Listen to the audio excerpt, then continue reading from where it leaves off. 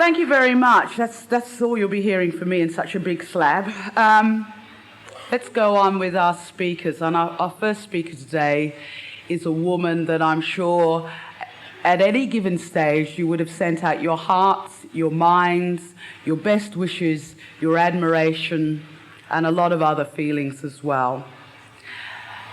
Just over a year ago, we were all hearing about another tragedy, Port Arthur. Lynne is a nurse, and Lynne is a Port Arthur survivor.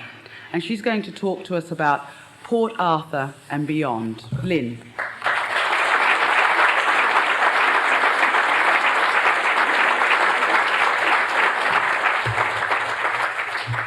Thank you very much. My name is Lynne, and I've been an enrolled nurse for approximately 24 years.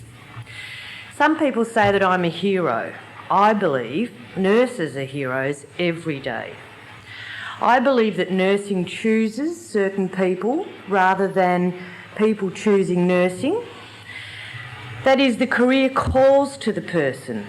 Typically, nurses are caring, considerate, dedicated, determined, hard-working, organised, innovative and proactive. Nurses respond to and fulfil a need within the community. Such need it was that day that gave me the courage to do what I did.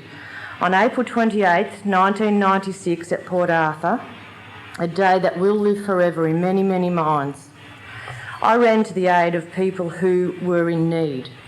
I saw the need, I acted upon it. People actually needed me. I was at Port Arthur with my sister. This was the last day of a week's holiday in Tasmania. For me, it was a time of recuperation after a car accident some months before, and for my sister, it was a long, well-earned break. Around 1:15 p.m. that day, my sister and I intended going to the Broad Arrow Cafe for a cup of coffee. We actually realised we didn't have sufficient funds to go in, so we decided to take a look around the penitentiary. I never thought ever that not having enough money may save my life one day. We walked off the steps of the cafeteria across the bridge and went to the penitentiary. We had just entered the building when we heard loud explosions coming from behind us from the direction of the cafeteria. We turned around and froze in disbelief at the amount of people that exploded, just came running out of this building. They were running and fleeing in all directions. I thought at first that it may have been an explosion in the kitchen or some children playing around throwing pine cones on the large tin roof. I stood there and people ran towards me yelling, "Gun, gun, man with a gun." I was actually stood there frozen. As we stood there, we saw the man come out and stand on a veranda, and next thing I know, he just raised this large, long black thing, and I realised it was a gun. He took aim at people in the car park and started firing. He then turned the gun in our direction and started shooting at people across the lawn and towards the penitentiary. A bullet actually struck the wall beside me, showering my sister and I with brick fragments. It was actually struck in the neck and the side of the face with brick fragments. At this, where our frozen state was actually broken, and we took off running. I ran around to behind the penitentiary, and from there, through a gap in the wall, we actually watched the gunman as he continued to mow down people in the car park. I really couldn't believe that what I was hearing and seeing was real. This doesn't happen in Australia. It doesn't happen in Tasmania.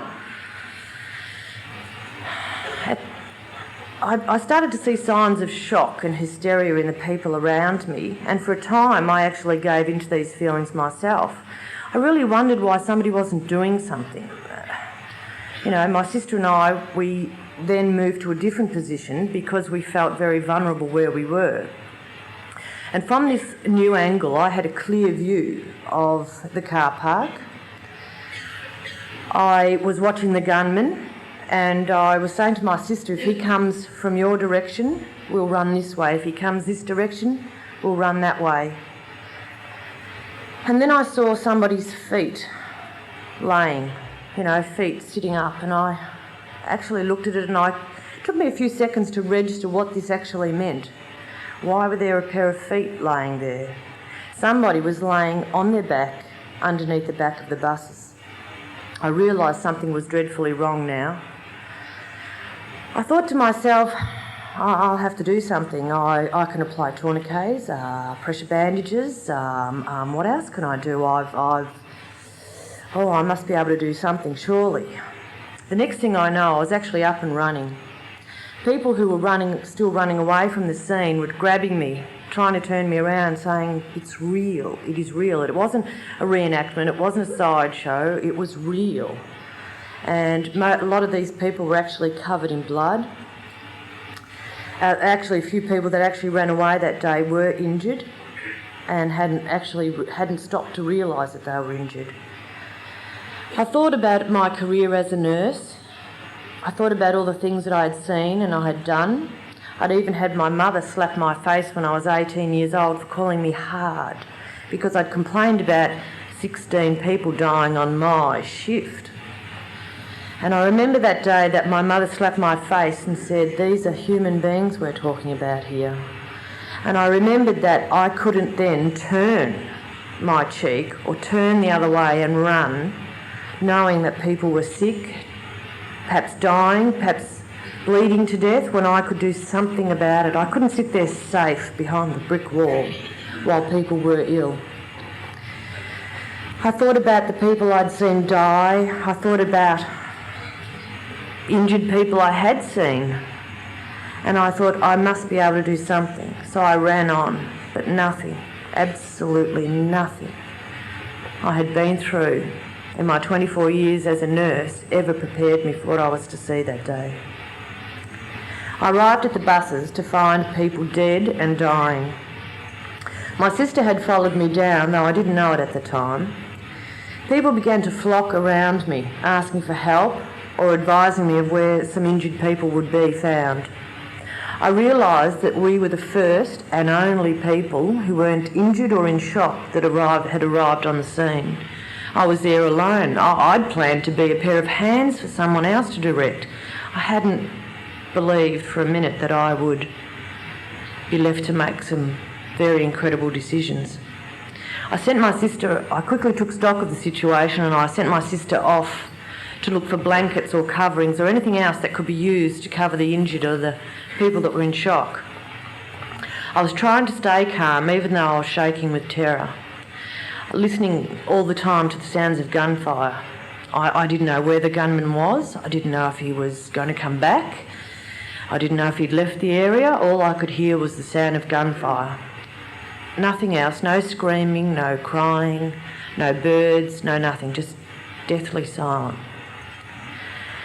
Some of the relatives began to give some of the injured people cups of tea or drinks of water as the shock and the fear and the terror had made everybody's mouths dry up very fast. I quickly went around asking people not to give the people fluids. I somewhere said they'll have to go to theatre. You don't want to complicate things by having to have their stomachs pumped before they go to theatre.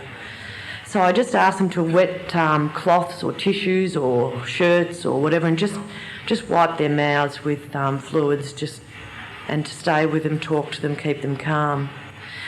I knew I needed bandages, tourniquets, blankets, anything at all. And I could hear my tutor sister many years ago saying to me over and over and over again, shock can kill. My sister began to direct groups of uninjured people to the cafeteria, to the tea rooms rather, at the back of the penitentiary up the hill. And I started to tend to some seriously injured people, one of which was a woman whom at first I thought was dead. Her husband was trying to get to her. He'd been shot in the neck and was fairly stable. I managed to help him over to his wife and he was calling Jan, and she very quietly whispered that she was there So I got such a shock at believing that this woman was dead that I had to quickly run back and check everybody else again. I didn't believe myself then. I thought, no, everybody I thought is dead now is obviously alive. So I quickly ran back and, hey, is that my pulse? Is that their pulse? Is it weak? Is it there? To start already self-doubting yourself when things had just begun was also in itself was a very traumatic experience. I told her I went to move Jan to put her on her side so that she could perhaps breathe better, and she told me I shouldn't move her, that she'd actually been shot in the spine. And so I left her. I made her as comfortable as I could. I left her in the care of her husband and went off to help other people. I found another lady who was lying beside the bus in the car park. She was extremely pale, clammy. Her breathing was very shallow and she couldn't speak. I examined her very quickly, but I couldn't find any wound at all. Her pulse was failing. Moments later it stopped. I began CPR. My injured shoulder, which from the car accident, I had a badly dislocated front and rear shoulder from the car accident and had a shoulder reconstruction surgery just months before. So I used my foot instead. I knew I had to improvise. That was to no avail. The lady died. I then began to realise that I had to make some really incredible decisions, that this was really real. I quickly returned to a young girl I'd tended to a few minutes before. She was a staff member and she'd been shot in the leg. I had her applying pressure to her own wound, as there was no one else still hadn't arrived to help. I asked her where I could perhaps find first aid boxes, blankets, tea towels, anything I could use at all for bandages. She told me that it would be in the kitchen. I quickly organised a few of the relatives and survivors to keep applying CPR where necessary, pressure to wounds, and I ran off. I ran into the cafeteria hoping just to find some towels, some bandages or something, to be confronted by a scene that you couldn't imagine in your worst nightmare. 20 people dead in a space of a normal lounge room size.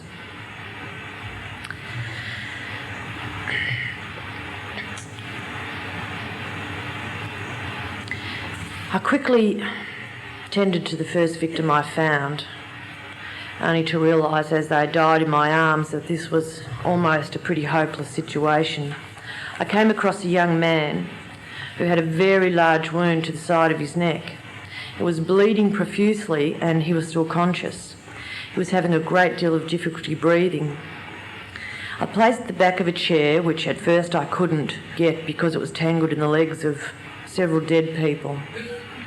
I placed the chair under his head, supporting his head, opening his airways. Quickly I grabbed some straws off the table and I actually used those straws for suction, clearing his throat. There was little more I could do for this man, so I left him believing that in a few minutes he would die. I had to move on. I found a man whose arm was severely mutilated, almost blown totally right off. I moved him slightly to his wife's frantic, help him, do something. I grabbed a tea towel from the kitchen, ran back with a knife and applied a tourniquet to his upper arm. It was all I could do, perhaps slow the breathing down. Already there was a huge pool of blood beneath him. I later found out that he'd lost 5 pints of blood at that stage and he was to wait another 3/4 an hour before the ambulance arrived. Of those remaining, most were in deep, deep shock. One woman said to me as I walked past her, please, have you seen my daughter? You'll know her, she has a black hat on. I'd just seen this young girl with the side of her head, the whole front of her face completely blown away. I couldn't tell this woman that her daughter was dead. Whilst I was talking to her, I noticed other people that were sitting in cupboards, hiding behind umbrellas. I tried to coax these people out, come outside, everything will be all right. Just then another volley of gunfire. these people retreated even further. There was nothing I could do for them. To this day, I never realised that some of those people had actually been shot. I'd left them there because there was nothing more I could actually do for those people. I moved on. Most of the others I came across that day were dead. At this stage, a doctor arrived from somewhere. I've never known where. I briefed him quickly on the situation, as I was still the only person there that had any kind of experience or knowledge. He asked me how many entry and exit wounds there were. What? What do you mean? I've never seen a gunshot wound. I don't know if many of you have. Never thought about it. I mean, an entry wound, yes. An exit wound, my God, I've never thought about it. I had to then run back and retrace all my steps again, checking to find out how many wounds I did actually have to deal with. That the tissues, the bandages, the tea towels that I'd stuffed in these people were really nothing, that there was more major wounds to be dealt with. Most of these people were in too much shock to actually tell me, like, it's really hurting here, not here. So I quickly retraced my steps, checking all this, and now an ambulance arrived, a St John's ambulance. The officer, who was a local person, wearing a back brace, got out of the ambulance, handed me a pair of rubber gloves. I looked at my blood-soaked hands, thought, yeah, right, I can really pack the wounds with rubber gloves. I put these in my pocket, and many hours later at the airport I was to discover them. It was one of the really traumatic things that had happened to me that day. 3/4 of an hour had passed. I was emotionally, physically exhausted. I went up to the tea rooms up the hill to clean up a bit. There was more people down there assisting the injured. I had the call of nature, I don't know why, but my bladder was absolutely bursting. Somebody handed me a cup of coffee and my hands were shaking so badly when they gave me the coffee just went everywhere. Then I heard the sound of helicopters. I ran back down that hill. And the police had arrived to cordon off the area, and they wouldn't let me back in, no matter how much I begged or pleaded or tried to explain that I had already seen what there was to see. I felt angry and frustrated and cheated because I couldn't actually go back in to tend to these people. I watched the air ambulance officers bring out some people that were in the cafeteria, 3 only.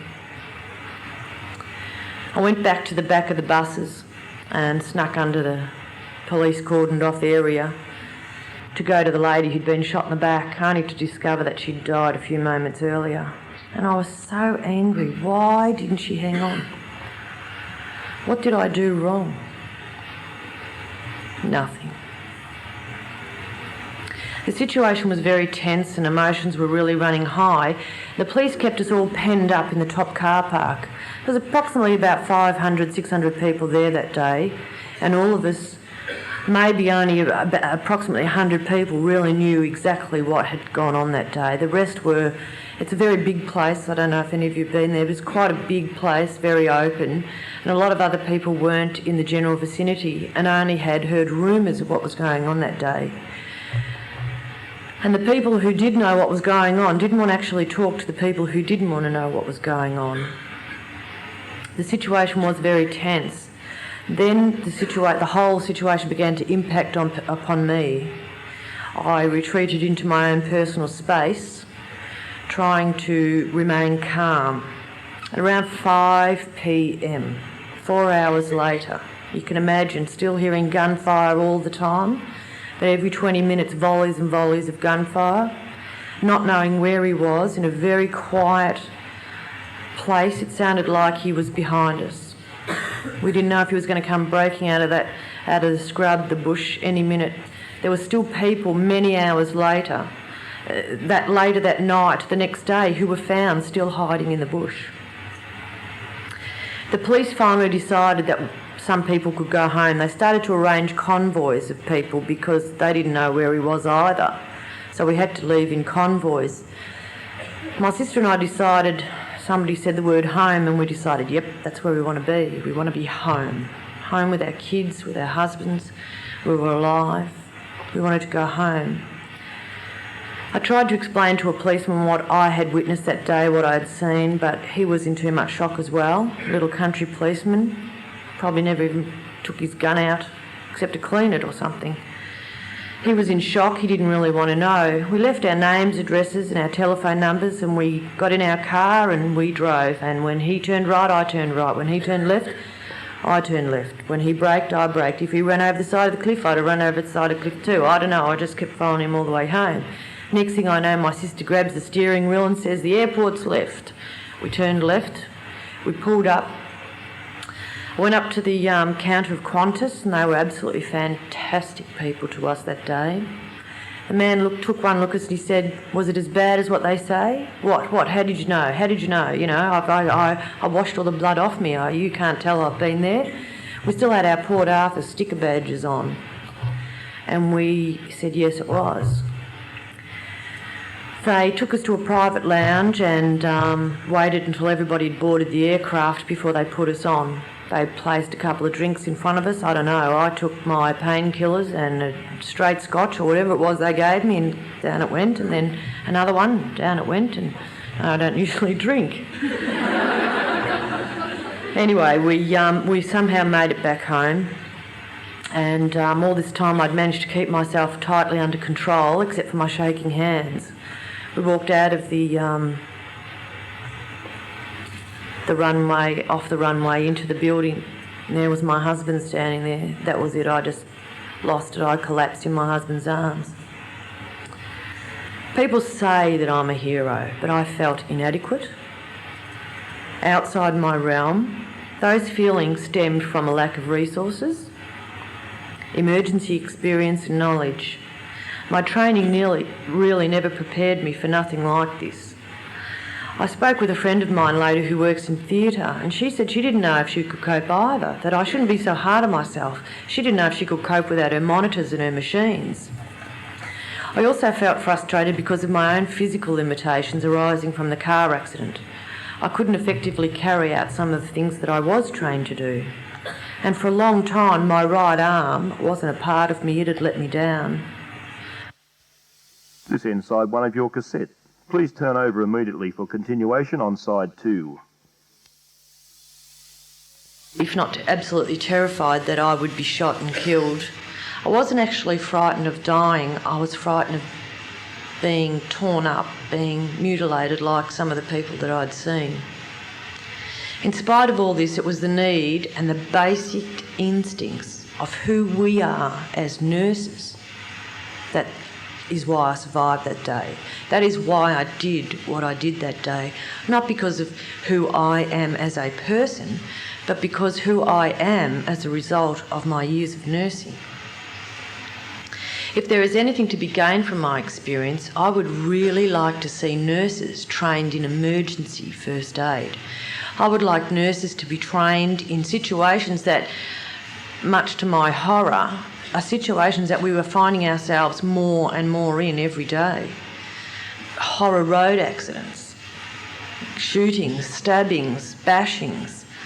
This is perhaps we're somewhere that we can help. And I think that we shouldn't actually turn our faces away either because we don't want to get involved. I know for a fact, and it gives me comfort today, that 2 people, the man who was shot in the neck and the man whose arm was severely mutilated, are alive today because I saw a need and I fulfilled it. My family and friends have been a great comfort to me. I've had extensive counselling over the last 8 months because at first I thought I could cope, you know. It's just all in the job, I can cope. It's been very, very hard, and the feelings of horror have really not left me, and I don't think they ever will. I just have learned to live with it and be happy that I'm alive. And like I said, I take comfort in the fact that I know at least 2 people are alive today because of what I did.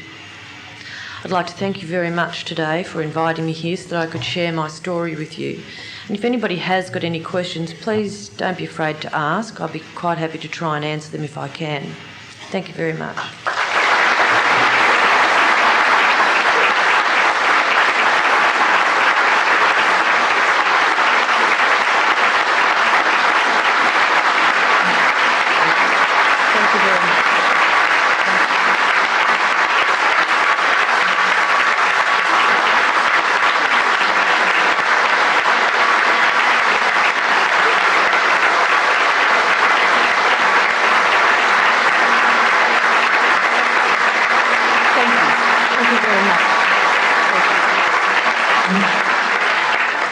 Lynne, Jennifer Collins, I just want to say that you are a hero.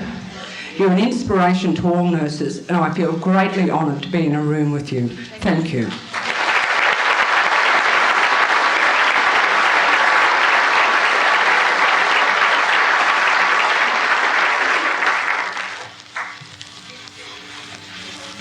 Are there any other questions?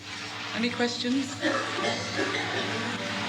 It's very hard to think of any questions after that, but I think you've seen everybody's thanks and appreciation of you, and you get to get these too. Thank you very much. Thank you.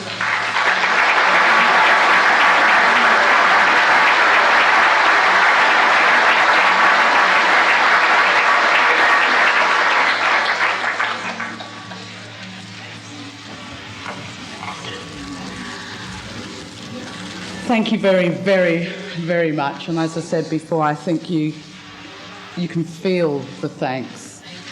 I think you've greatly enriched people's lives, and you continue to do so. Colleen Edgar is our next speaker. Now, Colleen trained as a nurse at Prince Henry Hospital